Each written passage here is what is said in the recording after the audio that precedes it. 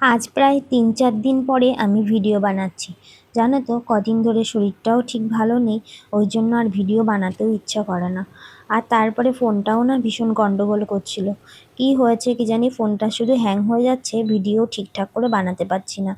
তো কদিন ধরে মনটাও খারাপ লাগছে যে ভিডিওটা বানাতে পারছি না, সেই জন্য।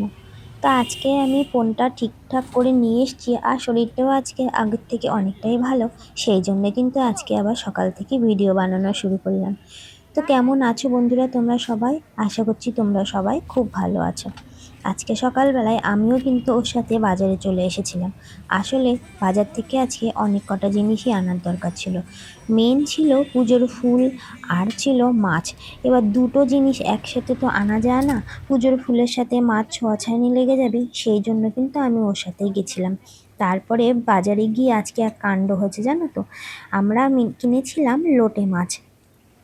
কাতলা মাছ কিনবো জন্য গেছিলাম, কিন্তু আজকে ছিল সোমবার, ওই জন্য অনেক জায়গায় দেখলাম মাছ বসেনি। আর তারপরে আমাদের বাজারে যেতে যেতে অনেকটাই দেরি হয়ে গেছে, প্রায় 12টা বেজে গেছিলো বাজারে যেতে। ওই জন্য কিন্তু অনেক মাছওয়ালাই তখন বাড়ি ফিরে চলে গেছে। আর তারপরে লোটে মাছটা কিনেছি, আর বাইকেও কিন্তু সামনে ঝুলিয়ে নিয়েছিল। অর্ধেক রাস্তায় যেতে যেতে বাবার জন্য ওষুধ আনার দরকার ছিল জন্য গেছিলাম, আর রাস্তায় কিন্তু পুরো মাছের প্যাকেটটা পড়ে গেছিলো। তারপরে বাইরে যে কটা মাছ পড়ে গেছিলো সে কটা আর তুলে আনিনি, প্যাকেটের ভিতরে যে কটা মাছ ছিল সে কটাই এবার নিয়ে এসেছি। বাজারে আজকে অনেক কটা দরকারি ছিল, তোমাদেরকে বললাম না বাবা এখন না কদিন ধরে সকালবেলায় শুধু বলে ইডলি খাবে। এবার প্রত্যেক দিন তো বাড়িতে ইডলি বানানো সম্ভব হয় না, ওই জন্য ওনার জন্য কিন্তু দুটো করে ইডলি এনে দেওয়া হয়। রাতেও মাঝে মাঝে বায়না করে উনি ইডলি খাবে, তার জন্য ও একটু বেশি করে এনে রেখে দেয়, যে খাবে, রাতেও খাবে সকালেও খাবে। কিছুই জানি খেতে চায় না আজকাল, শুধুই বলে মুখে স্বাদ নেই, মুখে স্বাদ নেই। সকালবেলা একটাই ইডলি খেয়েছে জানো তো। এত বড় একটা মানুষ একটা ইডলি খেলে হয় বলো তো, আবার রাত্রেবেলাও বলছে ইডলি খাবে। তো আমি বাড়িতে এসে মায়ের সাথে সাথে আজকে কিন্তু লোটে মাছটা উনি কেটে দেয়নি, অন্যদিন কিন্তু কেটেই নিয়ে আসি, আজকে উনি কেটে দেয়নি। তারপরে আবার নিয়ে এসেছিলাম কচু শাক, মা বলেছে পিঙ্কি কচু শাক পেলে নিয়ে আসবি, কেননা ফ্রিজে একটু ইলিশ মাছের মাথা আছে সেই জন্য। তারপরে কচু শাক নিয়ে এসেছি, আবার এদিকে লোটে মাছটা কাটতে হবে, আবার আমরা লোটে মাছ কিন্তু কাটা ছাড়িয়ে রান্না করি, সেই জন্য অনেক ঝামেলা ছিল আজকে। তাই জন্য আমি কিন্তু লোটে মাছটা সেদ্ধ করে দিয়েছি, তারপরে মা আর আমি দুজনে মিলে কেটে আর সে কাটাও ছাড়িয়ে নিয়েছি।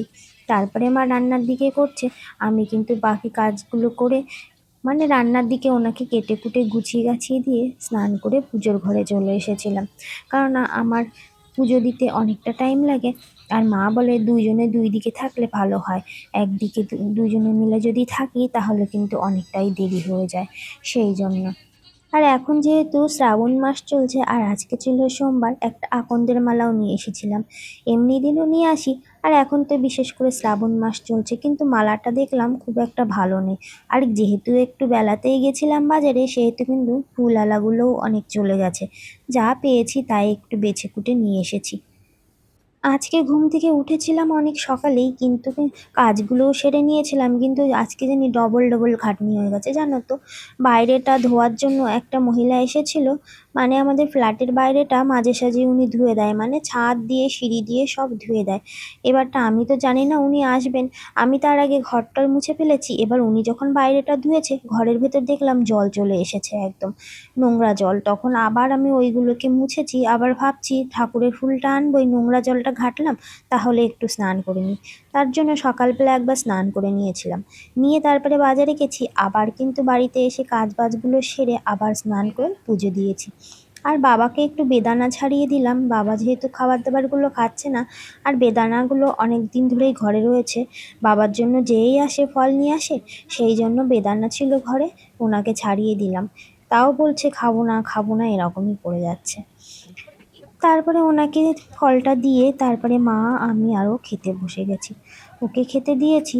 আর প্রত্যেক দিন ওকে খেতে দিলেই ও কিন্তু কটা করে ভাত প্রথমেই আমার পাতে তুলে দেয়। এবার আমরা দুপুরের খাওয়া দাওয়াটা কমপ্লিট করে নেবো, তারপরে একটা পেয়ারা ওকে কেটে দিয়েছিলাম দুপুরে খাওয়ার জন্য। তা আজকের মতো এই পর্যন্ত বন্ধুরা, তোমরা সবাই ভালো থেকো, বাই বাই।